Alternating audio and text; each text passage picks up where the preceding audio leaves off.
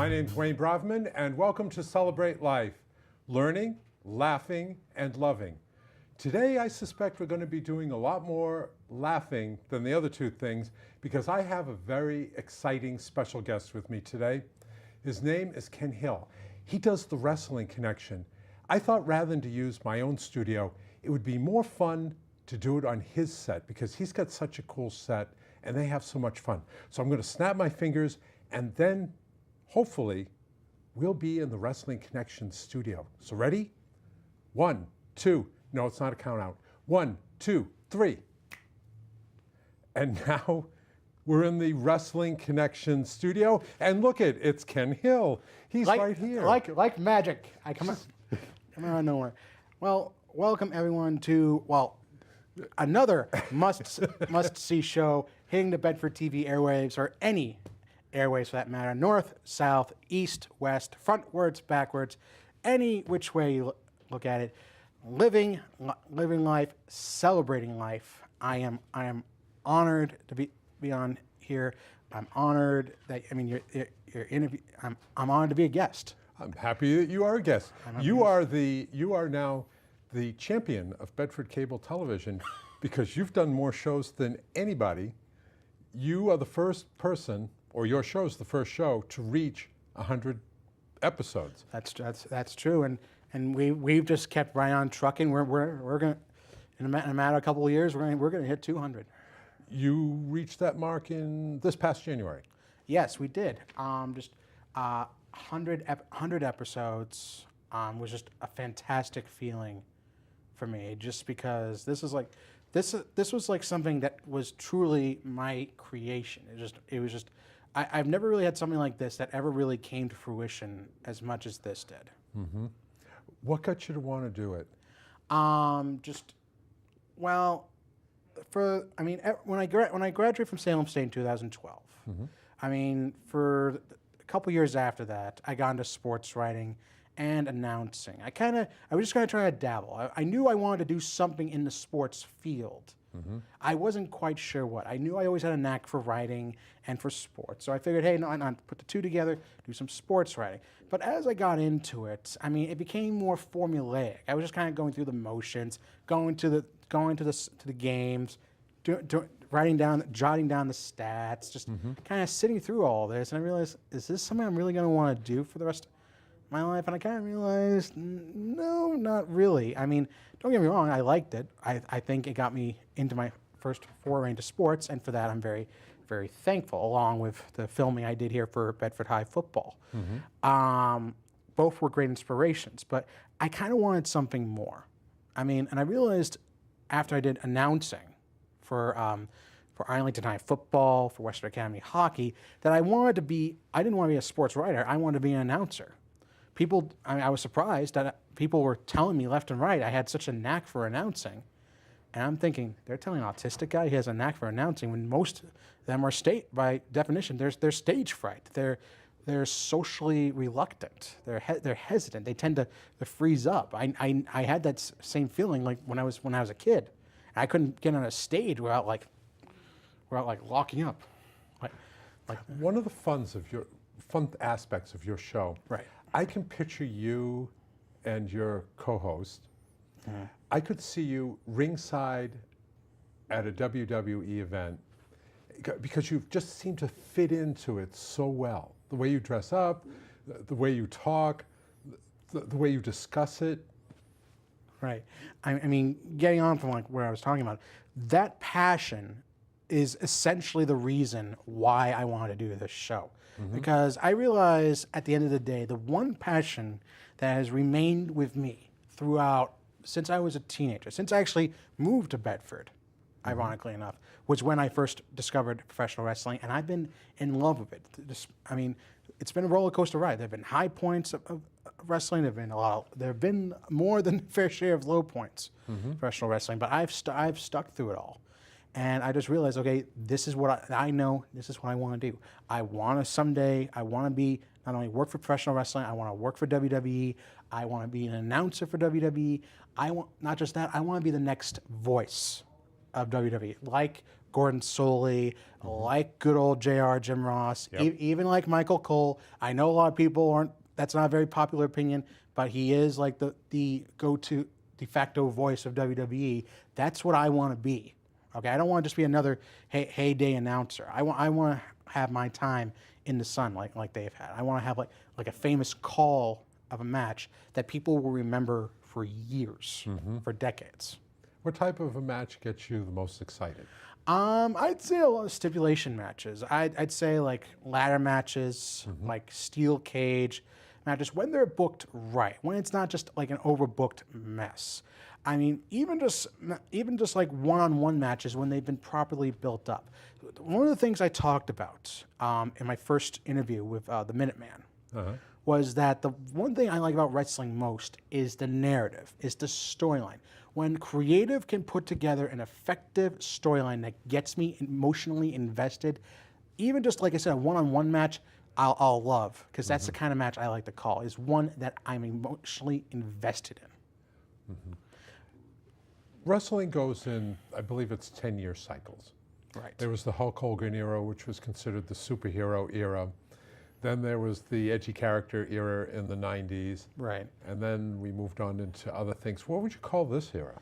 I would call this era, they call it the reality era, just because, kayfabe is really no longer, really doesn't have a presence anymore.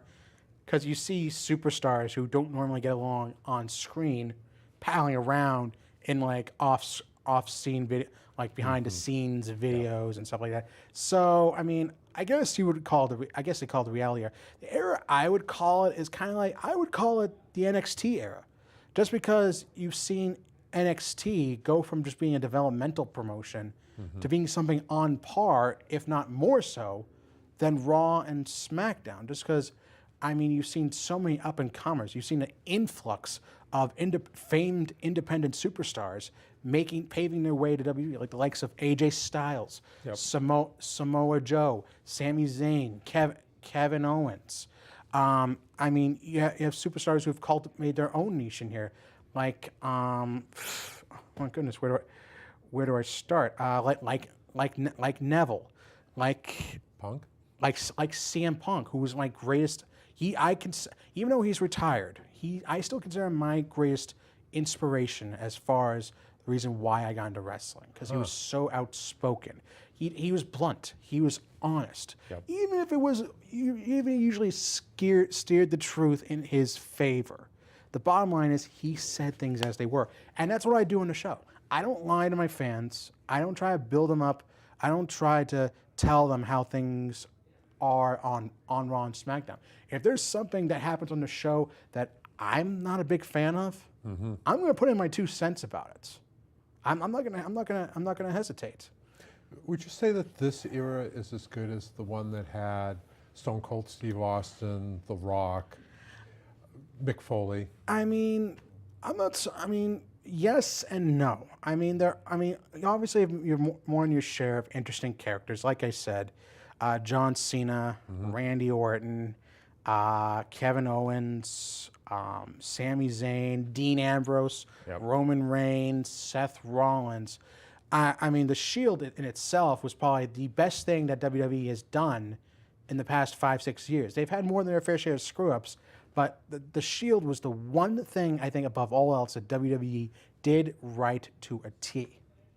But to say, people like to play up the Attitude Era as being like having no faults. They had their fair share of stinkers when it came to shows, when it came to pay-per-views. So, if you want to give me an honest opinion, I'm not too sure. Every era has its pros and its cons. This era has certainly had its share of cons, but it's had quite a few interesting pros as well. Like I said, the Shield being among them. Not only how they booked as a group, but how they've been booked individually. See, I miss the interchange with such as The Rock and Vince McMahon. Right. That was classic because The Rock was so good at verbalizing. I miss the Vince McMahon Kiss Your Derriere Club. That was, I would say, for me, that was actually kind of one of the low points. I mean, don't get me wrong. When I would see Vince get his comeuppance at the hands of The Rock and his cousin Rikishi, that I think that was a funny high point for me. Oh yeah, and William Regal having to William. Oh no. having to do Oh, there's been so many segments like that you don't want to watch again, but yet you just can't look away. I mean, stuff like that. But then you go from stuff like, I mean, the Kiss Your Derriere Club to, I mean, just a lot of the angles that really threw me off. There were a lot of points early on that I'm thinking, am I sure that I really want to be into this sort of thing? Yeah. I mean, you had things like the Vince and Stephanie storyline from 2003, the father-daughter I Quit match. You had the whole Katie Vick storyline with Kane and Triple H that just that was so skeevy for my taste. Or when Stephanie McMahon got kidnapped. When Stephanie McMahon got kidnapped. I mean, when Vince McMahon got blown up in the limousine. Yeah. Sadly, around the time of the Chris Benoit tragedy. Yes. Thankfully, I think that may have been like a wake-up call for Vince, because I can't imagine where that storyline was gonna head towards. That was actually an example of like storylines that I like that really took you by the seat of your pants, because you had no idea what was going to happen next. But the problem is, I mean, as time went on, you really couldn't afford to do kayfabe, because you want to, I mean, using that as an example, you had Vince pretending he was dead. Yeah. But the thing is, he and WWE kept it so close to the vest that investors had no idea what was going on. They thought it was real? They thought it was real. Fans were calling the local police about what happened. It seemed like that they were getting a lot of hoopla built up about it, but the problem is they played it so close to the vest that they didn't bother to inform the investors and everyone else critical to WWE that, oh, hey, this is just a storyline. Vince didn't actually croak.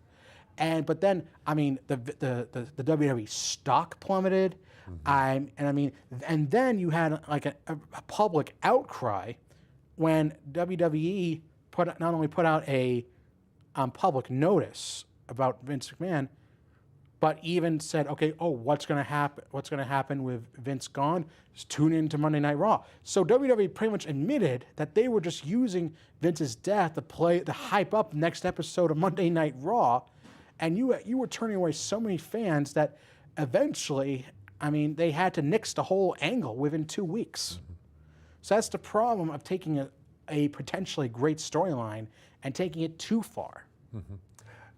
Do they bring back too many of the old folks? Like, The Rock shows up every now and then, Stone Cold Steve And they make Austin. such a big deal of it. They make such a surprise of it, which I don't get. Ric Flair, I don't know why they bring him I mean, back. Ric Flair was not actually a bad idea. Okay, it was even acknowledged. Okay, they're using him to put over his daughter, Charlotte. But the problem with that was it just instead of really building up Charlotte as an effective heel, which she has the potential for, but we really haven't seen it.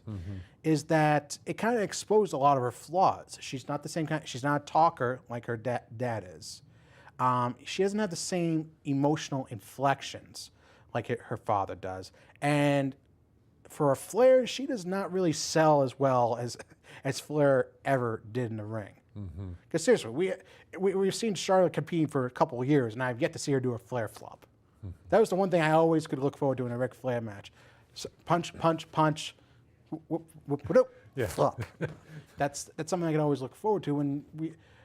If you're going to have Charlotte go whole hog Flair here, have her emulate a lot of what made Flair great in and out of the ring.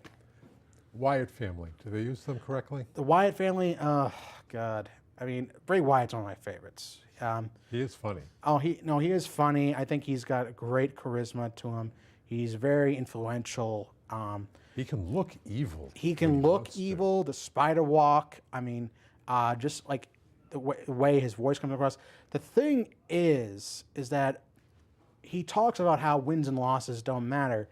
But the problem with that is when he loses as more often than he wins, who really takes him as a serious threat?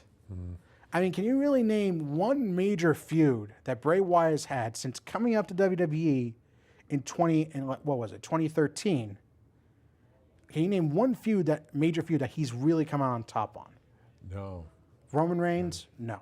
John Cena, no. So wouldn't it make sense to let him be the champion for a while? I would say so, but the thing is, they've talked about how titles and championships and everything else doesn't really matter. So my big question to WWE and its creative staff is, what's the end game for Bray Wyatt? Like, okay, if titles aren't his thing, then what? The ultimate destruction of WWE, the ultimate destruction of the status quo. What's the end game? What's the ultimate plan? Because if you're not going to do it, you might as well just ship them all back down to NXT. Yeah. If you're not going to do anything with them up in WWE, they haven't done anything with him in 3 years. I mean, just put the belt on him. They have a program going right now with Braun Strowman and Eric Rowan and the New Day. I'd say put the tag team belts on them and see what happens and see how the crowd reacts. Because you saw how the crowd reacted when Bray finally made his return after his injury. The crowd was all for it. The crowd loved him. The crowd loved his interaction with the New Day. So, I mean, if there's going to be any turnaround for Bray Wyatt and the Wyatt family as a whole, I think this would have to be here. Yeah, it's like a lot of things in life, and it's what good performers do. They make the high points very high, Right. and they make the low points very low, Right. so that you expand the spectrum out, so that when something bad happens, you feel it. Exactly. But then when that turning point comes and you turn back to the good moments, Right. those happy times, the success, yeah, the comeuppance. yeah, you feel it more than if you're just starting in the middle with ho-hum. Right. I mean, if you want an example of that, I mean, of something that really hasn't gone at comeuppance. I mean, you want to talk about the Stephanie McMahon character.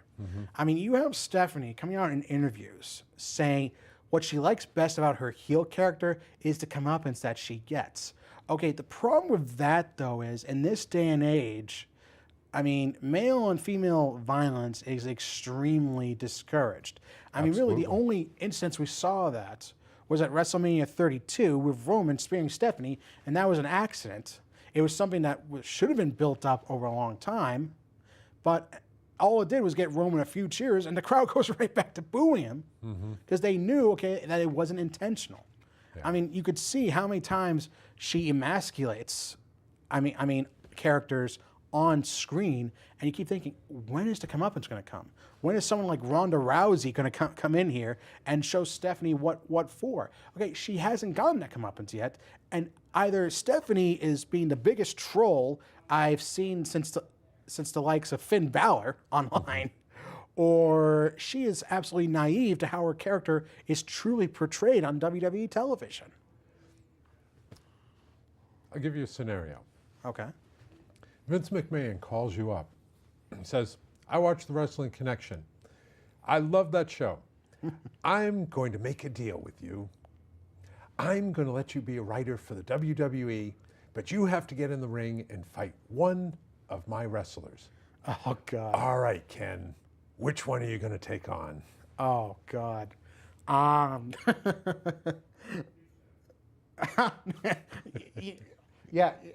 Yeah, you wish, Greg. I missed that. Yeah. If I had to take on a wrestler, any wrestler, To become a professional writer to become a for professional Vince writer, McMahon. for He Vince wants you to go McMahon, in the ring. You have to take on one wrestler. if I had to take on one wrestler, well, I wouldn't want it to be easy, because I could just easily just say Heath Slater, because, I mean, come on, who hasn't beaten Heath Slater? Everybody has beaten him. I would say Kevin Owens. Kevin Owens. Just because, okay, I mean, I take my lumps like a man. I just go in there, just let him beat me up. And honestly, if there's any person I would love to get into war words to, it would be Kevin Owens. So we could probably even have like a back and forth before he beats me to a pulp in the ring. What would your opening speech be like? Wow. Okay. My opening speech. Okay. Well, with any luck, you can hopefully focus on this match and not your on again, off again relationship with Sami Zayn. Something along those lines. Just something that's not too controversial, not over like PG-13, but just enough to that the crowd gets it and goes like, ooh. just something to get them riled up. Would you be a heel or a good guy? With me, oh jeez, well, around here, I tend to be the bad guy. Oh, no, you're not the bad guy. You haven't seen me when we're playing a show. I can be a bad man. I mean, I like to think I'm more of a good guy. I like to think like I'm straightforward, I'm truthful, I'm honest. Problem is that doesn't always get across with the fans. So, I mean, if they see a guy who's totally honest and says it like it is, I mean, then they're all for it. Others say, "Oh, how dare he break kayfabe? How dare he talk up someone we love so much? How dare he have an opinion? Boo, Ken Hill, boo." I mean, but I would be just like John Cena. I would just approach it. I know there are people out there who are critical of me. I know there are people out there who love me. Okay, bottom line is, I go out there, I would do my job, either as a writer, as an announcer. I would just do my thing. Now, would you have a barrel or a chair or a table hidden someplace and use that? Oh no, guy! I'd probably with someone like Owens, I'd probably need a full arsenal, wouldn't I? And you'd need some sidekick help. Sidekick. I think Zach would be more. I think Zach would be perfect. Zach would be more enthusiastic about getting in the ring than me. I mean, I tell this all the time. People think I'm the one going to be a wrestler just because I'm a big guy. I'm about the least confrontational person you will ever meet. Here you go. So you're in the ring, you're getting just slammed around. Pretty much. And Zach comes up because he's so enthusiastic, and he whacks him with a barrel. Whacks him with a barrel. I've never seen. That'd be like Donkey Kong style right there. Yep. And then you're I've never just seen a so barrel. overwhelmed. He just picks you up and he throws you on top of him, and then there's a 3 count. Then there's the 3 count, and then boom, there I am as a WWE writer. I mean, no, I think that would just prove like Zach and I as being like absolute underdogs, which we've been in life. I mean, we've been underestimated, we've been picked on. I mean, people have had a lot of doubts how well we could handle ourselves emotionally and socially.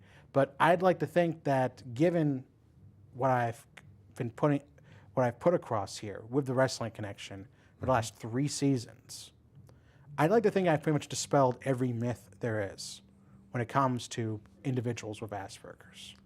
In our next show, we're going to talk more in depth about that part of it too.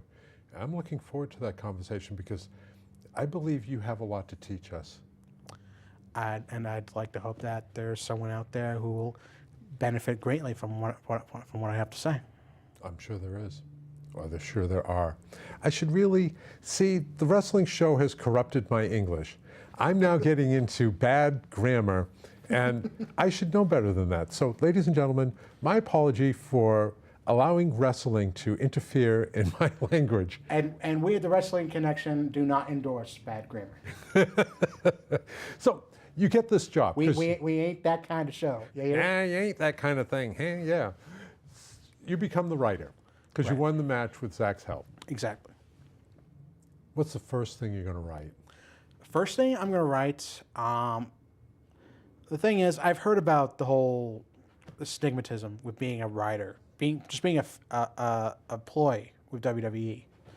The first thing I would probably write about is obviously what direction to take the Wyatts in, what to do with Bray Wyatt, who should he feud with.